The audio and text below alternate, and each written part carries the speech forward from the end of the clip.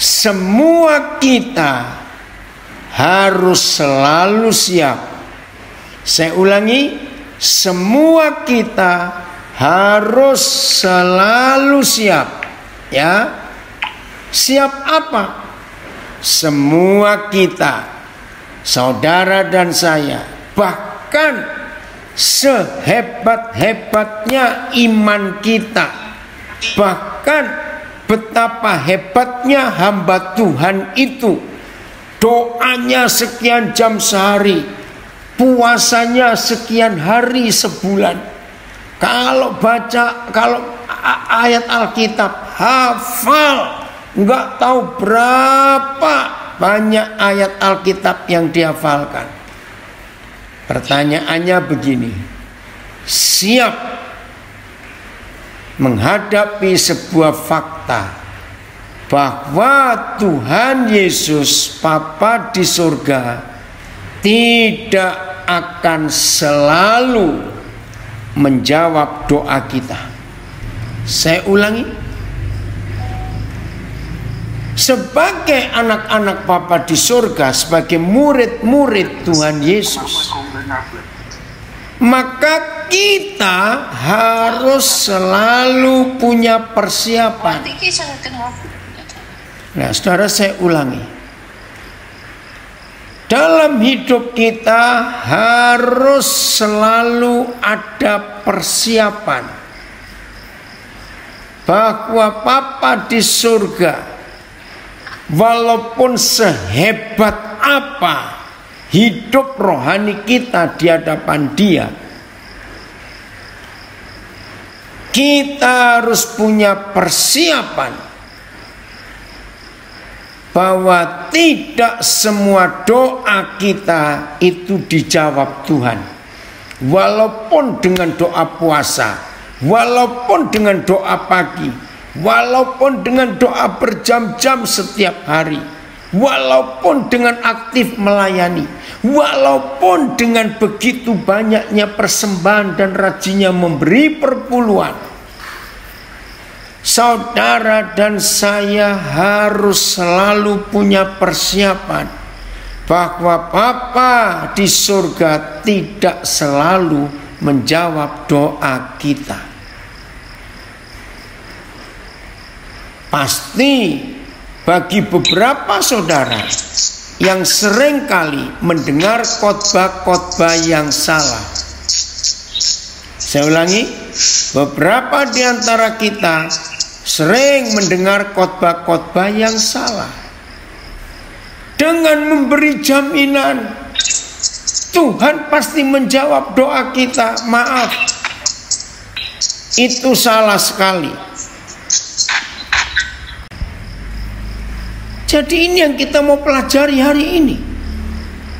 Sehebat apapun kita dalam kekristenan kita, hidup rohani kita, maka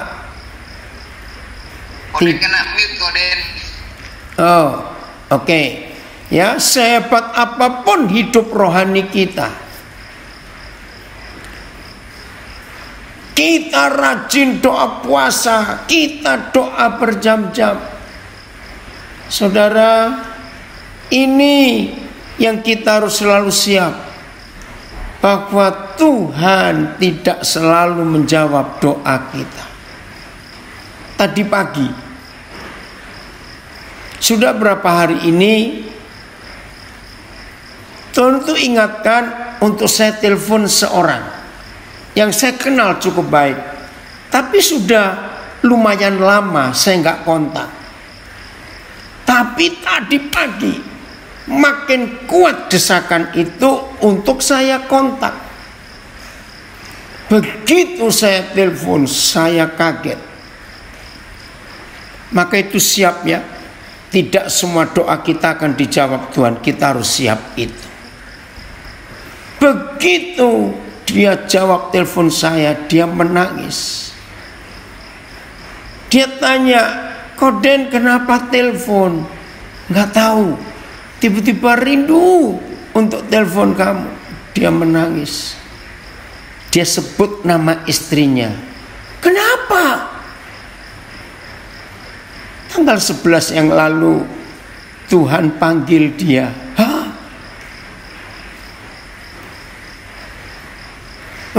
Saya sampai gak bisa bicara karena COVID. Hanya 3 hari, saudara. Sejak gejala itu muncul, 3 hari. Nah, yang buat dia sedih, dia juga positif.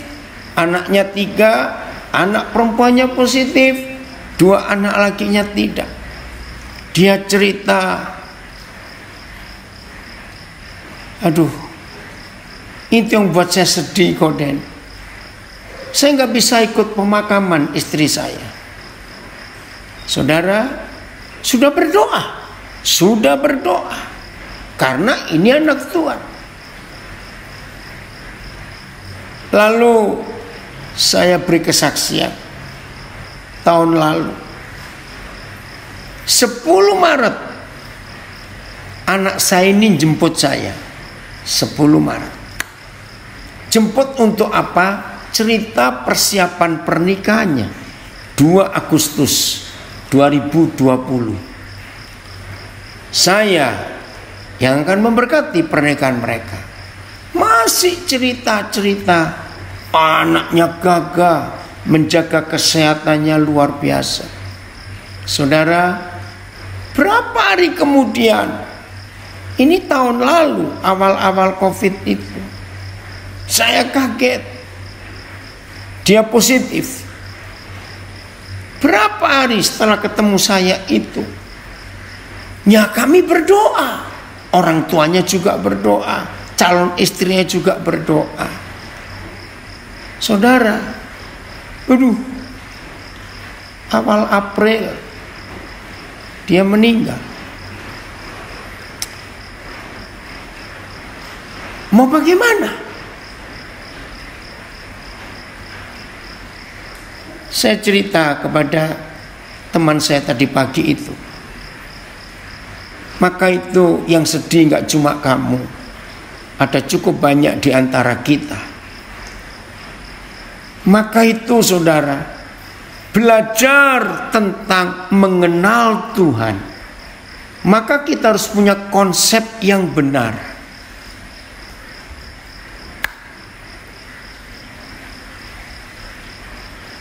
Ini yang kita harus miliki. Baik, saya akan baca ayat pertama.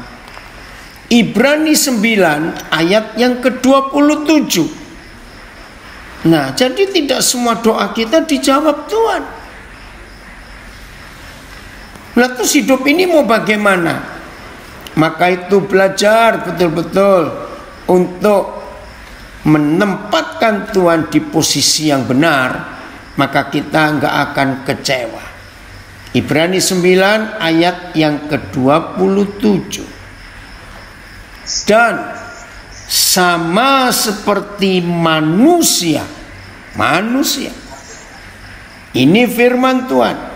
Dan sama seperti manusia ditetapkan untuk mati hanya 1 kali saja. Ditetapkan karena dosa. Apa ketetapan Tuhan? Ditetapkan sebagai manusia kita mati. Ya, saya ulangi lagi. Dan sama seperti manusia ditetapkan untuk mati hanya 1 kali saja. Dan sesudah itu dihakimi. Wow, mengagetkan sekali. Ada komen di Facebook, menempatkan Tuhan di posisi yang benar. Yes, ini komentar di Facebook. Nah, kalau kita membaca ayat ini, ya kita harus menyerah kepada kedaulatan Tuhan, kepada ketuhanannya Tuhan itu. Bukan berarti dia akan membunuh orang seenaknya, tidak. Berapa hari yang lalu ada seorang yang diskusi, ya ini tentang orang yang meninggal. Saudara, memang secara logika kita sulit untuk kita bisa melihat dengan jernih. Nah, teman saya yang telepon saya berapa hari yang lalu itu, dia seorang gembala, dia wanita, orang Surabaya. Nah, salah satu jemaatnya meninggal karena COVID juga. Nah, 3 anaknya jadi yatim piatu karena mama mereka sudah meninggal duluan. 3 anak ini belum menikah karena masih umur di bawah 30-an. Nah, gembala ini telepon. Salah satu anaknya minta nanti waktu pemakaman papanya, ya kebaktian penghiburan papanya, tolong berikan khotbah yang ceria, yang meriah, karena papanya itu orang yang suka umur. Nah, gembala ini tanya, Koden, ayat mana? Oh, saya kaget juga ini, ada permintaan unik. Nah, saya sebetulnya susah untuk khotbah. Ini gembalanya, karena itu jemaat baik sekali. Tapi karena permintaan anak ini. Nah, saudara, saya tunjukkan kepada teman saya gembala ini, Yohanes 11 ayat 11. Nah, dari sini kita bisa belajar. Jangan takut menghadapi kematian. Jangan takut. Selama kita hidup benar di depan Dia, selama kita tetap taat pada peraturan Tuhan, hidup ini luar biasa. Yohanes 11 ayat 11. Kita lihat ayat ini. Ya, supaya dalam hidup ini kita nggak takut menghadapi apa saja. Oke, Yohanes 11 ayat 11. Nah, ada yang komen, betul, seringkali orang berkata kalau hidupnya rohani dekat Tuhan, wah pasti Tuhan jawab, tidak, enggak begitu, ya. Coba saya tanya, kalau semua doa kita harus Tuhan jawab, pertanyaannya, lalu siapa yang jadi Tuhan? Betul enggak pertanyaan ini, saudara? Kalau semua doa harus dijawab Tuhan, maka siapa yang jadi Tuhan? Betul? Oke. Ada yang komen, luar biasa, ini peneguhan. Tadi pagi saya share di grup sel kami. Kita hidup di bumi hanya sekali, dan setelah itu mati dan dihakimi. Hiduplah tanpa kompromi, karena di surga tidak ada KW1, KW2, KW super, yang ada orisinil. Puji Tuhan. Terima kasih yang komen di Facebook. Yohanes 11 ayat 11. Demikianlah perkataan Yesus.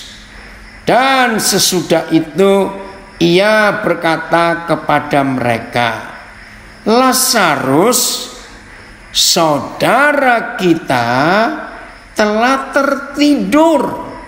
Oh, ini guyon. Saudara bayangkan, di dunia ini tidak ada seorang pun manusia, sehebat apa manusia itu, yang pernah berkata bahwa orang yang mati itu telah tertidur. Dan itu hanya Tuhan Yesus yang pernah berkata seperti itu. Hanya Tuhan Yesus. Saudara bayangkan. Saya baca lagi ya, Yohanes 11 ayat 11. Demikianlah perkataannya. Dan sesudah itu Ia berkata kepada mereka, Lazarus saudara kita telah tertidur, tetapi aku pergi ke sana untuk membangunkan dia dari tidurnya. Jadi hanya Tuhan Yesus yang berkata seperti itu. Jadi kalau tertidur, ya pasti bisa bangun dong. Wajar, namanya tertidur kok. Nah, saudara bisa bayangkan, ini konsep yang kita harus miliki. Izinkan saya mengatakan kalimat ini. Tidak sedikit khotbah-khotbah yang membuat kita punya iman yang salah. Iman yang memaksa Tuhan untuk bertindak menurut keinginan kita. Tidak bisa. Kalau kita menyebut Dia Tuhan, biarlah Dia tetap jadi Tuhan. Nah, bagi yang belum tahu, tolong catat kalimat ini dan simpan baik-baik, ya, supaya saudara tahu apa arti kata Tuhan. Ya, ini luar biasa. Apa arti kata Tuhan? Ada 2 kalimat yang saya mau tunjukkan. Tolong dicatat bagi yang belum tahu. Kalimat pertama, Tuhan itu penguasa mutlak atas hidup kita. Penguasa mutlak.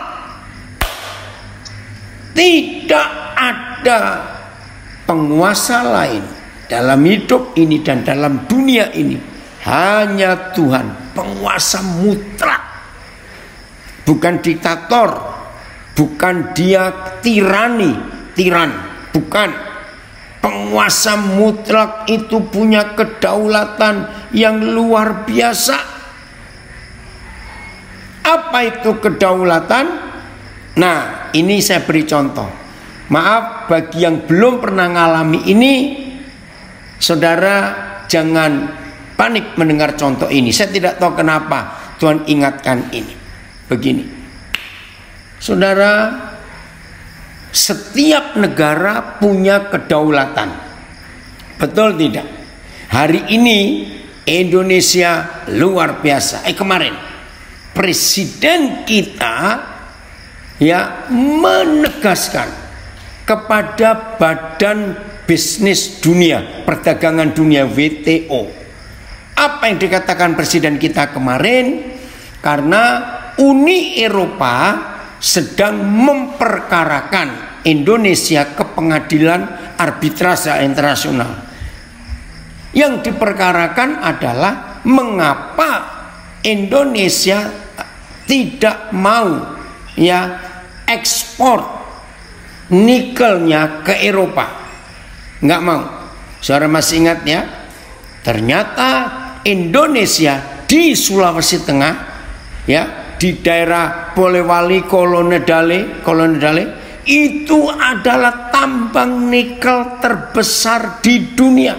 Nikel itu harganya lebih mahal daripada emas, karena untuk baterai menyimpan listrik sehingga nggak perlu minyak lagi. Wih, itu keren. Nah, Eropa marah kepada Indonesia. Kenapa nggak mau jual nikel mentah ke Eropa untuk diolah jadi baterai di sana? Nah, presiden kita bilang negara kita punya kedaulatan. Kalau kami nggak mau jual barang kami, kenapa kamu marah orang-orang Eropa? Nah, itu kedaulatan. Nggak bisa diatur oleh negara lain. Saudara, walaupun Indonesia, Malaysia satu rumpun, bahasa kita hampir sama, kita rumpun Melayu. Tapi Indonesia nggak mau diatur Malaysia. Malaysia pun nggak mau diatur oleh Indonesia. Singapura, Malaysia satu daratan. Malaysia pun nggak mau diatur Singapura. Singapura pun nggak mau diatur oleh Malaysia. Mau marah seperti apa itu haknya. Nah, itu kedaulatan. Jadi kalau saudara tidak menghargai kedaulatan Tuhan, siapa kita? Nah, kedaulatan yang saya mau ceritakan begini. Orang Indonesia, maaf, sulit dapat visa masuk Amerika. Ya, karena banyak alasan. Nah, ini kedaulatan. Kedaulatan Tuhan, ya, itu tidak bisa dipengaruhi, ya, oleh siapapun juga. Sama seperti kedaulatan Amerika. Contoh, saudara punya teman minta visa Amerika, ya, saudara punya hak misalnya untuk telepon. Kalau di Surabaya ada konsul jenderal Amerika di daerah Ciputra, ya, dulu Jalan Dr. Sutomo, ya, di Bali ada, Medan ada konsul jenderal Amerika, pusatnya di Jakarta. Nah, misalnya ada di antara saudara kenal dengan orang dalam di kedutaan atau di konjen, lalu saudara telepon, tolong ya, ini temanku lagi ngurus visa, tolong diberi ya Saudara, nggak ada ceritanya. Pakai koneksi tidak ada. Itu namanya kedaulatan. Nah, yang lebih ngeri lagi, kedaulatan Amerika itu ada di imigrasi. Ketika penumpang dari luar negeri masuk Amerika, maka imigrasi itu punya kedaulatan. Nah, ini berapa kali terjadi dan ada berapa orang yang saya kenal sudah punya visa Amerika. Sudah. Terbanglah dia ke Amerika, turun di salah satu kota, nggak tahu di mana gitu ya. Ya sudah bawa visa kok. Tapi ini kedaulatan negara itu. Nggak tahu bagaimana ada kecurigaan pihak imigrasi kepada saudara kita ini. Sudah punya visa Amerika. Ini namanya kedaulatan. Nggak tahu bagaimana petugas imigrasi ini mencurigai sesuatu. Enak saja. Dia ambil stempel, bukan dicap untuk masuk, tapi stempelnya tulisan visa cancel. Hei. Proteslah, tidak akan dijawab. Itu kedaulatan. Saudara dengarkan itu. Ini kedaulatan. Ngerti enggak? Nah, Tuhan itu punya kedaulatan. Saudara, semua kita pasti masih ingat. Dan lagu ini sedikit murid Yesus yang suka.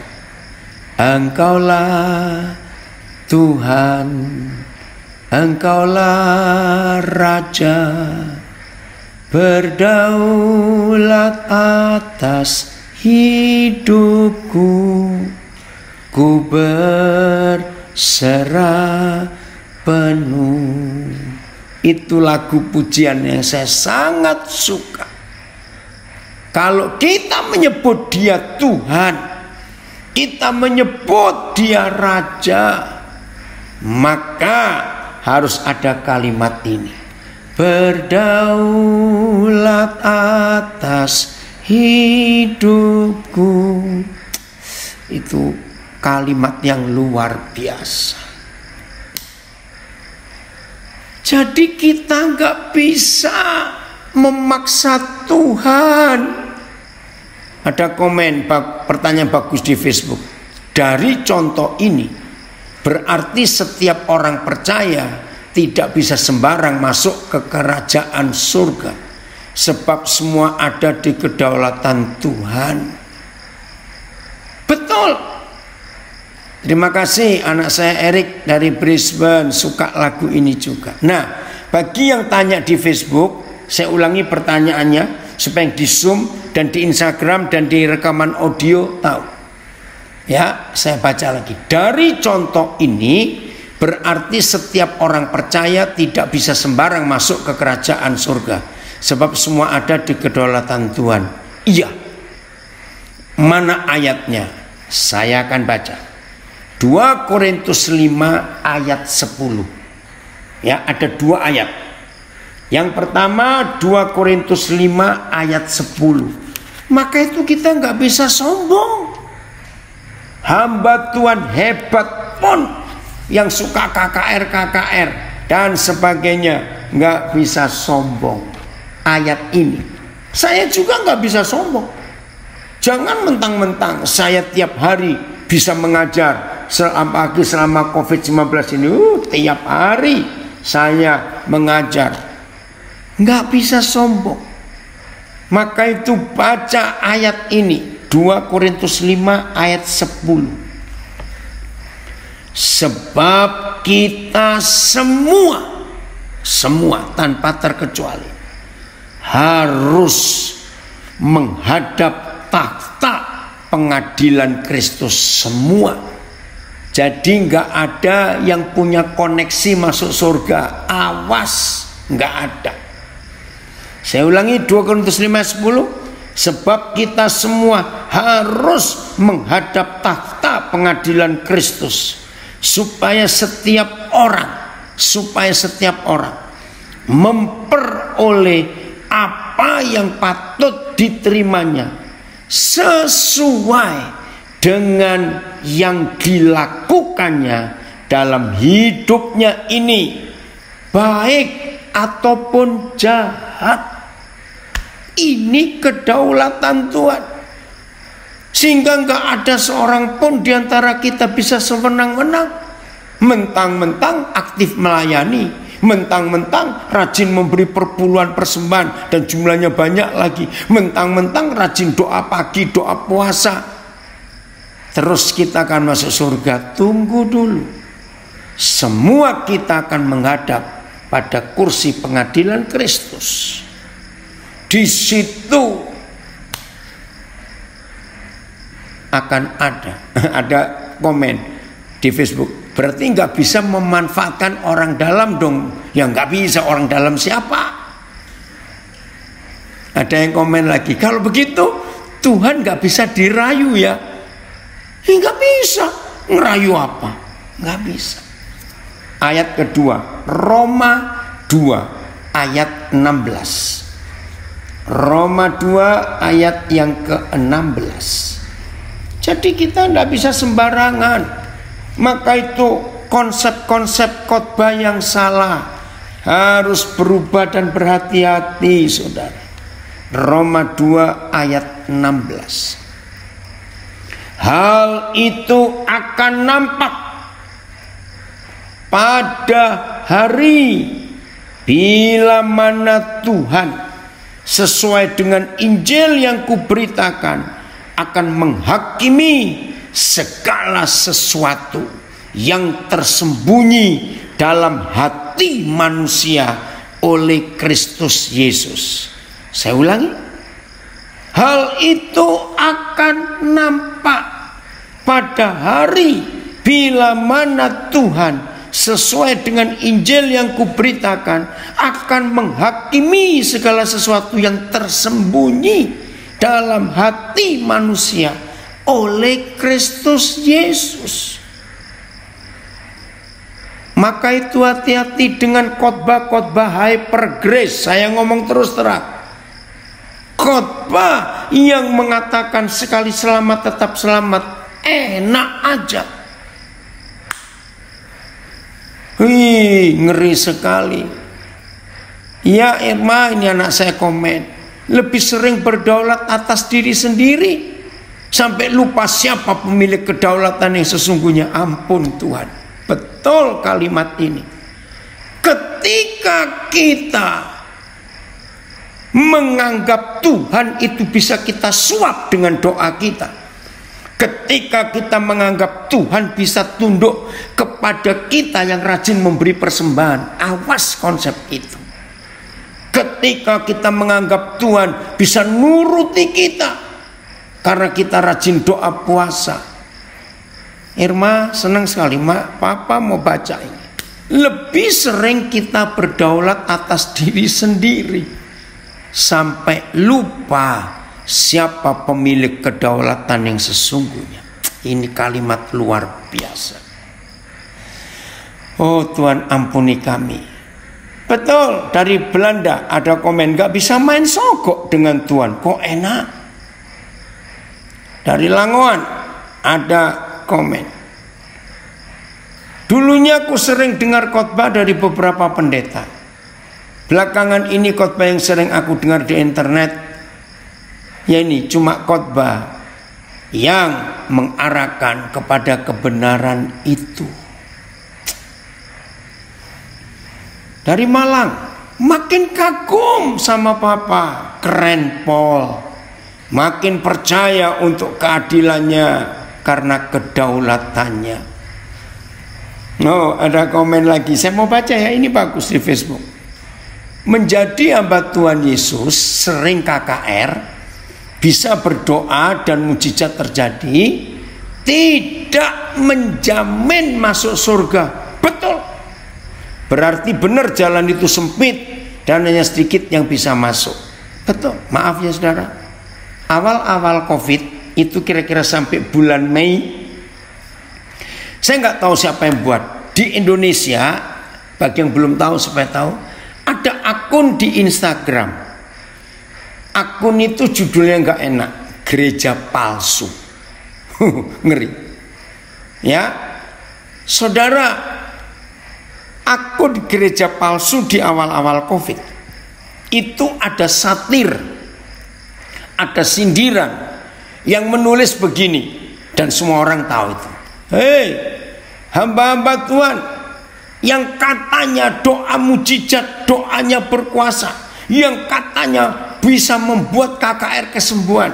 Hei, hamba-hamba Tuhan itu mana?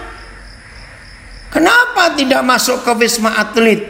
Doakan itu orang-orang COVID. Kenapa nggak keliling rumah sakit? Saudara, saya sebagai hamba Tuhan aja malu dan tertemplak dengan kalimat itu. Betul. Maka itu selama COVID ini, maaf, hampir kita nggak pernah dengar hamba-hamba Tuhan yang sebelum COVID ini kelihatan hebat, kelihatan sakti mandraguna, kelihatan punya otoritas kuasa yang hebat. Kita nggak dengar suaranya, maaf ya. Inilah fakta. Ada kedaulatan Tuhan yang kita harus hargai. Wih, ini luar biasa. Nggak perlu minder dengan hamba-hamba Tuhan yang kelihatan hebat itu. Maaf, betul. Komen lagi, pendeta yang bisa mengalahkan mamon jarang-jarang ada. Nah, itu dia. Oh, hebat sekali. Dari dulu sering disebut bahwa kalau sudah menerima Yesus pasti masuk surga.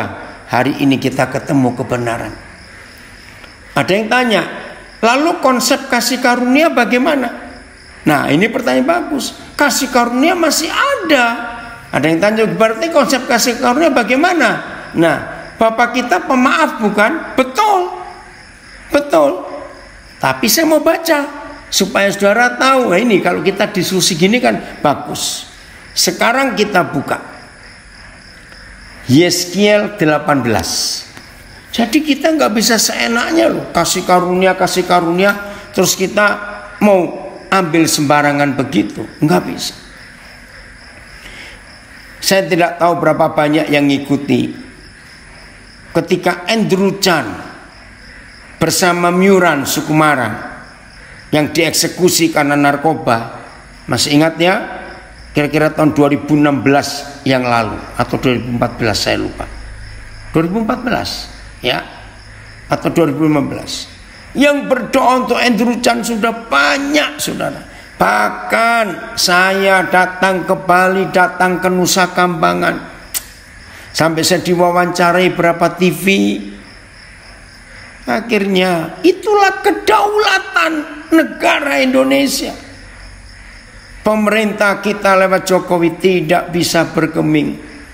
Aduh saudara, kalau saudara ngikuti peristiwa Andrew Chan waktu itu, ratusan tanda tangan petisi dari ratusan mantan napi dari lembaga pemasyarakatan Kerobokan Bali nulis surat kepada presiden yang menerangkan masing-masing napi itu, narapidana itu hidupnya berubah setelah ketemu Andrew Chan.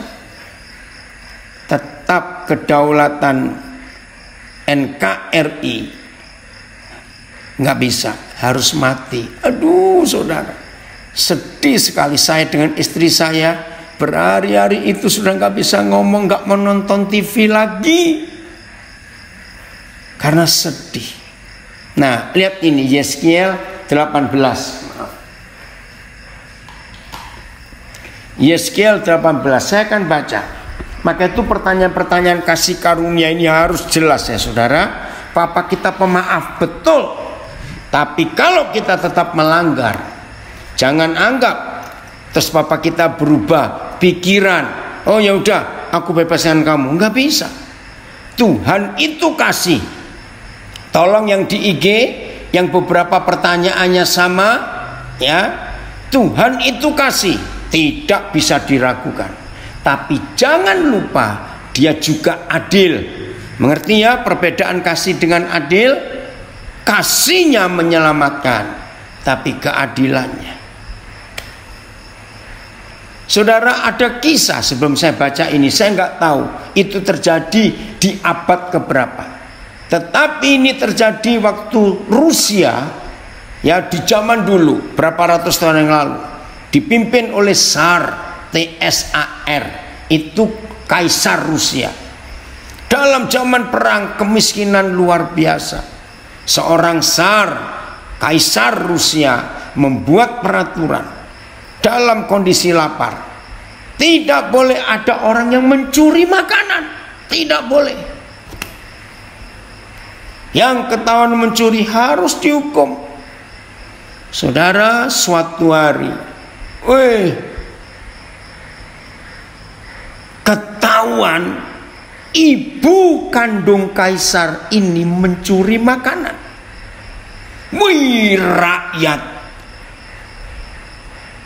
menunggu apa keputusan raja. Saudara bayangkan, ibu kandungnya dalam kondisi kelaparan waktu itu mencuri makanan. Dalam kisah sejarah itu, Tsar Rusia ini tetap menghukum ibunya. Itu namanya adil. Jadi nggak bisa semenang-menang mentang-mentang itu ibumu lalu hukum kamu perlakukan. Tidak.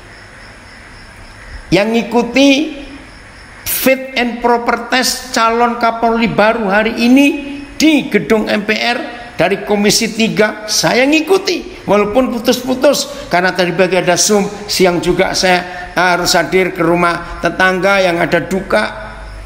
Nah, salah satu yang dinyatakan oleh Kapolri baru tegas, hukum tidak boleh hanya tajam ke bawah dan tumpul ke atas. Kalau saya dipilih jadi Kapolri, saya akan tegakkan hukum seadil-adilnya. Luar biasa. Nah, itu baru hukum. Oke, ini ada yang komen anak saya ini. Selama pandemik saya juga banyak merenungkan kata kedaulatan Tuhan ini. Tadi siang ada juga yang tanya soal kedaulatan Tuhan, bahwa salah satu wujud kedaulatan Tuhan ada di Galatia 4 ayat 7 tentang hukum tabur tuai. Betul. Saya akan baca ya, Yeskiel 18. Ayo kita semuanya lihat. Jangan semenang-menang, seenak-enaknya kita. Oke, saya baca lagi, ada komen. Oma Corona datang memporak-porandakan segala teori teologi yang palsu. Sebab kedaulatan Bapa yang berkuasa, bukan manusia yang mengaku sakti. Ampuni kami Bapa. Betul.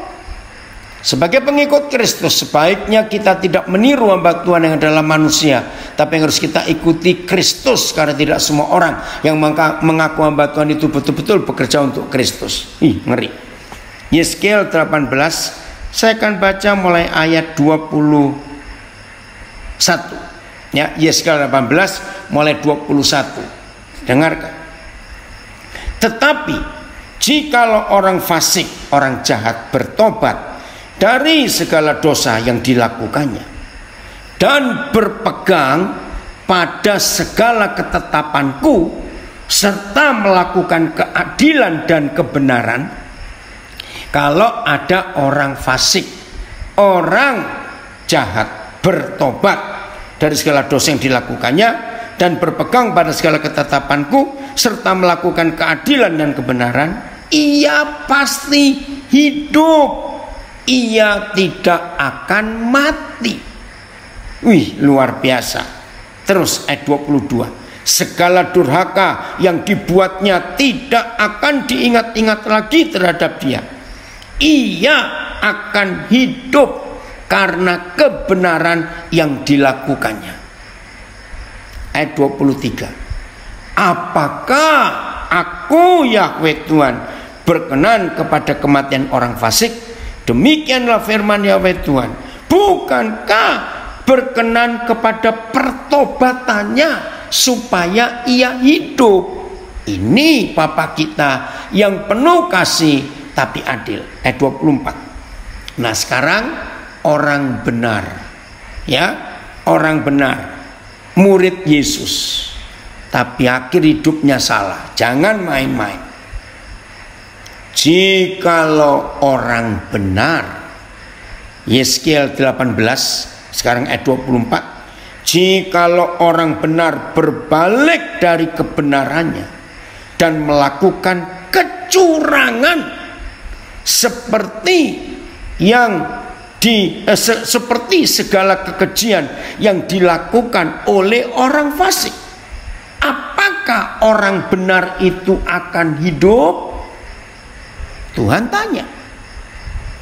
Begini jawaban yang maha adil: segala kebenaran yang dilakukannya tidak akan diingat-ingat lagi. Ia harus mati karena ia berubah setia dan karena dosa yang dilakukannya. Penuh kasih tapi adil. Oke? Ayat 25. Nah, Israel protes. Begini protesnya. Tetapi kamu berkata, manusia ini protes, tindakan Yahweh tidak tepat. Protes mereka kepada Yahweh Tuhannya. Dengarlah dulu, hai kaum Israel. Dengarlah dulu, hai anak-anakku, kata Papa. Apakah tindakanku yang tidak tepat, atau tindakanmu yang tidak tepat? Tuhan tanya balik waktu diprotes. Ayat 26. Kalau orang benar berbalik dari kebenarannya dan melakukan kecurangan sehingga ia mati, ia harus mati karena kecurangan yang dilakukannya. Ayat 27. Sebaliknya, kalau orang fasik bertobat dari kefasikan yang dilakukannya dan ia melakukan keadilan dan kebenaran, ia akan menyelamatkan nyawanya. Ia insaf dan bertobat dari segala durhaka yang dibuatnya. Ia pasti hidup. Ia tidak akan mati kalau bertobat. Ayat terakhir 29 untuk Yeskiel 18. Tetapi kaum Israel berkata, tindakan Yahweh tidak tepat. Apakah tindakanku yang tidak tepat, hai kaum Israel, ataukah tindakanmu yang tidak tepat? Jadi ini kebenaran, saudara, yang kita harus tahu. Ini kedaulatan Tuhan. Maka itu maaf ya saudara, khotbah-khotbah seperti Hyper Grace itu menyesatkan. Khotbah-khotbah tentang konsep sekali selamat tetap selamat itu menyesatkan. Maaf. Nah, saya nggak mau ngajak berdebat, enggak. Kalau saudara masih percaya begitu, ya lakukan. Tapi firman yang baru kita baca jelas. Ada takhta pengadilan Kristus di setiap kehidupan manusia, yang kita nggak bisa merubah kedaulatan Tuhan dengan aktivitas pelayanan kita. Kita tidak bisa merubah kedaulatan Tuhan dengan rajin berdoa sekian jam sehari, puasa sekian hari sebulan, memberi persembahan maaf. Itu khotbah-khotbah yang menyesatkan. Kita harus tahu kebenaran ini. Kalimat kedua soal apa itu Tuhan. Tadi baru yang pertama ini saya ngomong. Ya, ada dua kalimat menyebut kata Tuhan. Saya ulangi, yang pertama kita baru selesai bahas. Penguasa mutlak atas hidup kita. Penguasa mutlak. Jadi kita tidak bisa mempengaruhi Tuhan untuk memutuskan sesuatu. sesuai dengan keinginan kita, tidak. Kalimat kedua, pemilik tunggal atas hidup. Berarti saudara dan saya tidak boleh dimiliki oleh yang lain kecuali oleh Dia, pemilik tunggal. Ada pertanyaan dari Brisbane, bagaimana harus kerjakan keselamatan kita setelah kita diselamatkan? Gampang, ikuti petunjuknya, ikuti aturannya. Kalau dia papa minta ampuni musuhmu, ya ampuni. Kalau dia minta hiduplah kudus, setia kepada suamimu, setia kepada istrimu, ya lakukan. Itu cara mengerjakan keselamatan dengan takut dan gentar kepada Papa di surga. Jadi sebelum lupa, inilah 2 kalimat tentang Tuhan. Kalau saudara dan saya menyebut Dia Tuhan, Tuhan, Tuhan.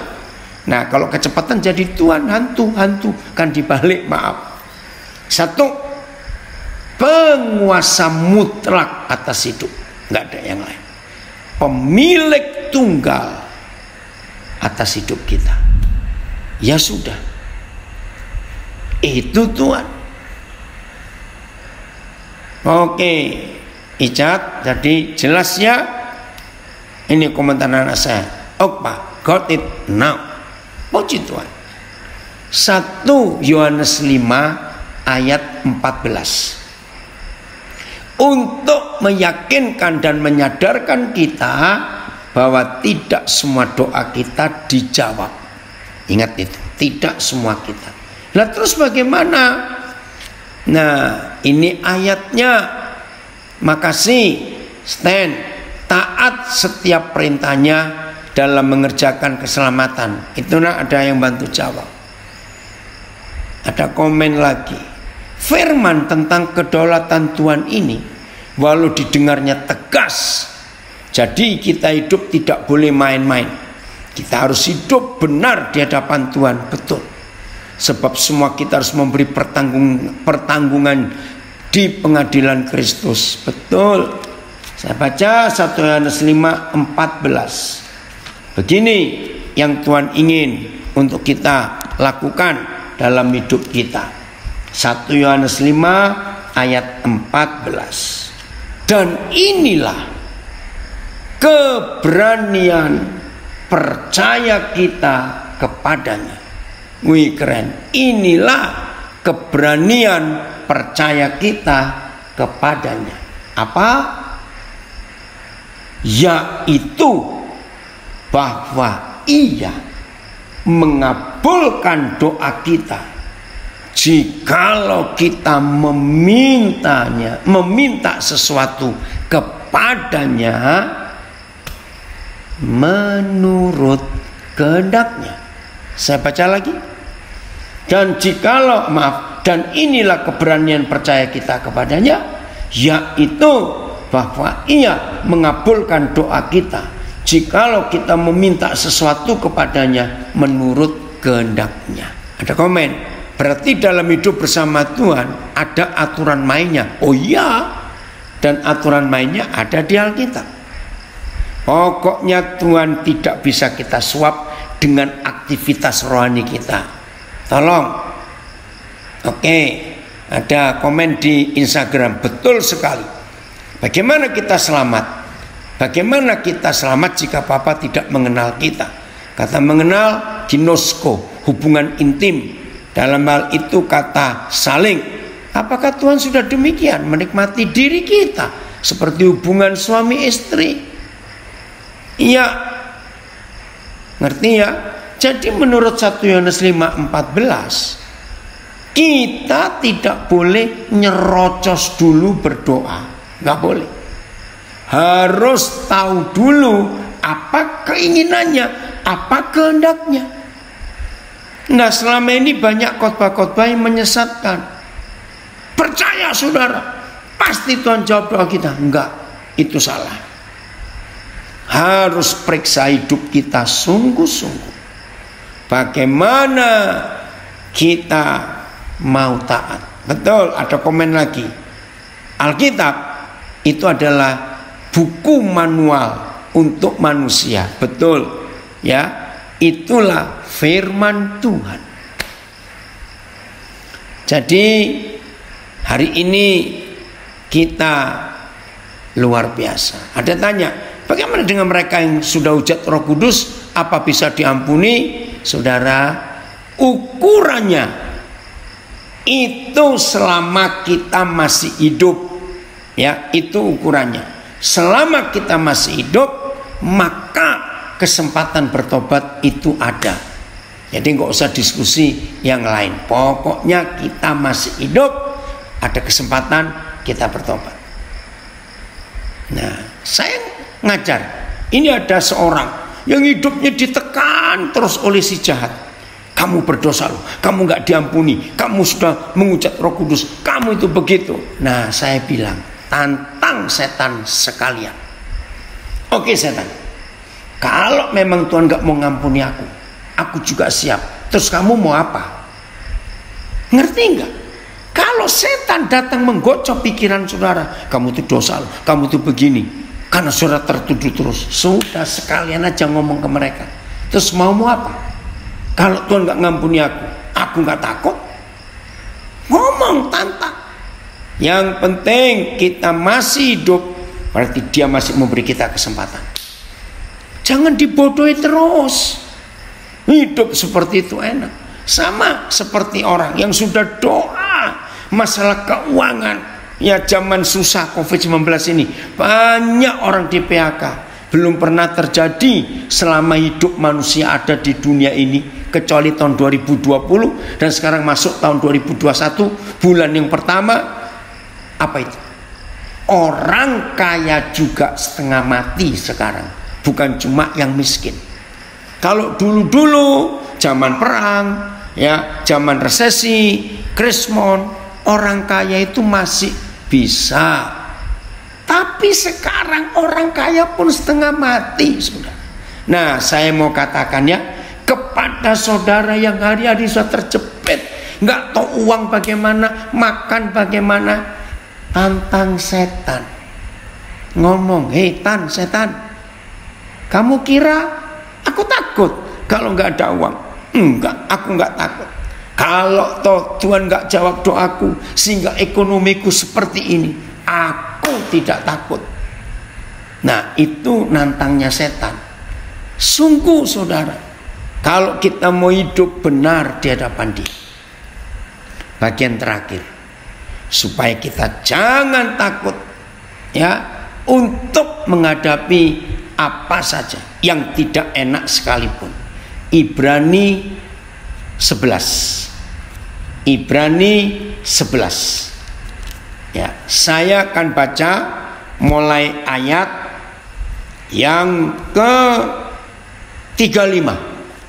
Ibrani 11 mulai 35. Perhatikan ya. Juga kalau ada di antara kita, maaf ini sedang sakit. Aduh, sudah doa. Aduh, sudah ke dokter, kok nggak sembuh. Saudara jangan takut. Langsung ngomong, hei setan, kamu kira aku takut kalau kau nggak sembuh? Enggak, aku nggak takut. Bahkan kalau tahu aku mati, aku senang karena aku ketemu Tuhan. Nah, itu caranya nantang si setan yang seringkali menggocok kita. Orang Surabaya punya kalimat bagus, ngingkel-ngingkel. Tahu diingkel-ingkel itu? Aduh, ini terjemahannya susah bahasa Indonesia. Jadi kalau saudara sering diinjak-injak, diingkel-ingkel setan, diinjak-injak, nggak usah takut. Lawan balik dengan ngomong, kamu kira aku takut mati? Enggak. Kalau aku nggak sembuh nggak apa-apa. Betul. Ada komen, pengampunan masih ada selama masih ada nafas. Amin. Udah, nggak usah sibuk diskusi tentang menghujat roh, nggak penting ah. Yang penting kita mengasihi Tuhan. Untuk apa kita coba-coba tahu menghujat roh? Karena seringkali ya kita dikalahkan oleh hal-hal yang nggak ada artinya. Menghujat roh nggak usah dibahas. Yang penting kita takut Tuhan. Oke ya. Ibrani 11 ayat 35. Ibu-ibu telah menerima kembali orang-orang yang telah mati sebab dibangkitkan. Nah, ada yang dibangkitkan. Tetapi lihat ayat ini. Oh, Roh Kudus tolong kami. Maka itu kalau ada di antara kita yang sedang belajar bersama dan sedang diingkel-ingkel setan, diinjek-injek setan, pakai firman ini. Terus setan injek-injek aku nggak takut. Anggap aja setan sedang mijetin, maaf, tetap tersenyum. Ada Tuhan kok yang sayang kita. Oke ya, saya ulangi. Ibu-ibu telah menerima kembali orang-orang yang telah mati sebab dibangkitkan. Puji Tuhan. Tetapi orang-orang lain membiarkan dirinya disiksa. Nah, ada yang membiarkan loh. Bukan nggak dijawab doanya, membiarkan, rela disiksa dan tidak mau menerima pembebasan. Woi, luar biasa. Supaya mereka beroleh kebangkitan yang lebih baik. Orang Jakarta bilang ini gila. Saya ulangi lagi 35 Ibrani 11. Oh, ini ada komen bagus di Facebook. Semakin ditantang, si setan semakin menjadi, dan akhirnya setan akan bilang, susah amat sih lu, gak. Ini keren ini kalimat ini. Susah. Nah, jadi kalau kita semakin menantang setan, ya terima kasih ini yang komen dari Nabire ini. Semakin setan ditantang, ya justru setan itu makin jengkel. Dan akhirnya si setan akan bilang, susah amat sih lu, gak ada takutnya. Wow, ini kalimat luar biasa. Benar, itu yang dialami oleh Yusuf. Yusuf diingkel-ingkel setan, dia tetap tertawa. Akhirnya yang capek setannya sendiri dan terus pergi. Puji Tuhan. Brin, Papa senang kamu gabung, anak saya dari Kalimantan Tengah ini. Ya, Ibrani 11 ayat 35 saya baca. Ibu-ibu telah menerima kembali orang-orang yang telah mati sebab dibangkitkan. Tetapi orang-orang lain membiarkan dirinya disiksa dan tidak mau menerima pembebasan supaya mereka beroleh kebangkitan yang lebih baik.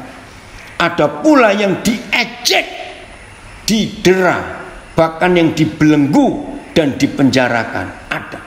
Mereka dilempari batu, digergaji hidup-hidup, saudara, dibunuh dengan pedang.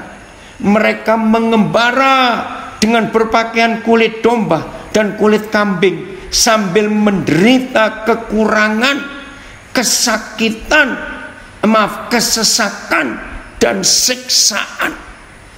Saudara tolong perhatikan, ini orang-orang benar mengalami penderitaan, siksaan, kesesakan, didera, dibelenggu, dipenjara, dilempari batu, digergaji, dibunuh dengan pedang, mengembara adu. Ini orang-orang benar.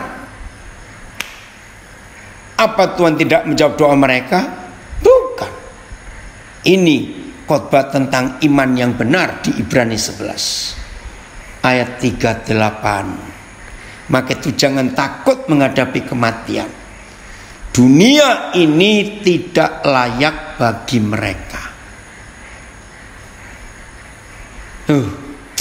Mereka mengembara di padang gurun dan di pegunungan, dalam gua-gua dan celah-celah gunung. Sampai seperti itu loh orang benar ini.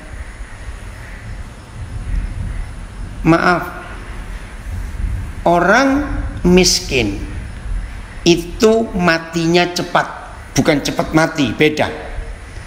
Orang miskin itu matinya cepat karena nggak ada apa-apa yang diberati. Yang matinya susah itu orang kaya. Betul tidak? Maka itu Tuhan Yesus berkata, orang kaya susah masuk surga karena kebingungan hartanya mau ditaruh mana, mau dibagi siapa. Ngeri sekali.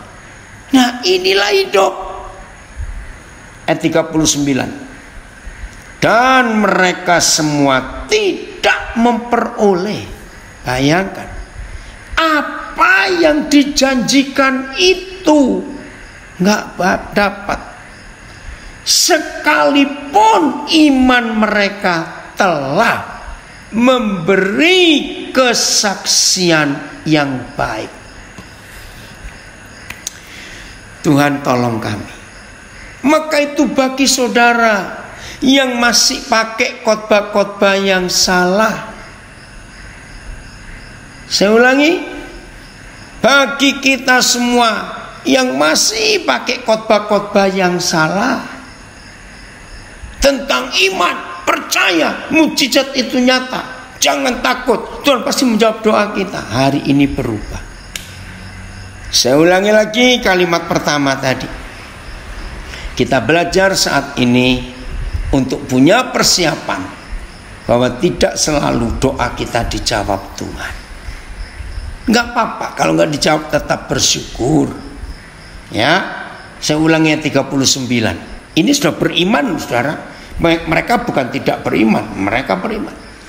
Dan mereka semua tidak memperoleh apa yang dijanjikan itu. Sekalipun iman mereka telah memberikan kepada mereka suatu kesaksian yang baik. Pernah satu kali, saudara, dan saya enggak kecewa. Kredit saya enggak bisa saya lanjutkan. Akhirnya ya disita bank. Ya puji Tuhan, memang saya yang salah. Saya enggak doa supaya rumah itu aman selamat, enggak. Ya udah, memang saya yang salah. Saya yang bertobat. Terus gimana? Ya saya tetap percaya Tuhan. Maka itu masih ingat imannya Sadrak, Mesak, Abednego? Iman jikalau. Perlu raja tahu, jikalau Tuhan yang kami sembah itu sanggup menyelamatkan kami, terjadilah yang dia mau. Tapi raja perlu tahu, kalau Tuhan yang kami sembah tidak menyelamatkan kami, maka ini dia, kami tetap tidak menyembah patung yang Tuhanku buat, tetap menyembah dia. Wih, marah saudara. Akhirnya minta apinya dipanaskan 7 kali lipat, sampai satu tentara yang memasukkan ketiga saudara kita ke perapian mati karena panasnya api itu, yang dimasukkan selamat. Ini dia.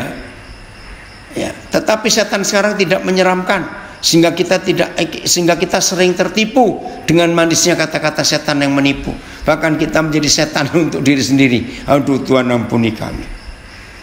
Jadi jelas ya, Ibrani 11 ayat 39, ayat 40 terakhir. Sebab Tuhan telah menyediakan sesuatu yang lebih baik bagi kita.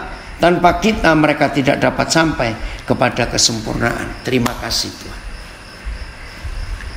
Berdaulat atas hidupku, ku berserah penuh. Saya mau baca lagi. Kalau begitu banyak yang dipanggil, tetapi sedikit yang dipilih. Tuhan memberi anugerah keselamatan. Kita harus mengerjakannya dengan takut dan gentar. Tetap mempertahankan iman kita. Betul. Oh, luar biasa. Jadi saudara, ayo mulai hari ini semua kita hidup dalam kebenaran ini. Tuhan Yesus memberkati kita semua. Hiduplah tetap takut akan Tuhan setiap hari. Kemuliaan bagi Tuhan, dan kita jadi berkat buat orang lain.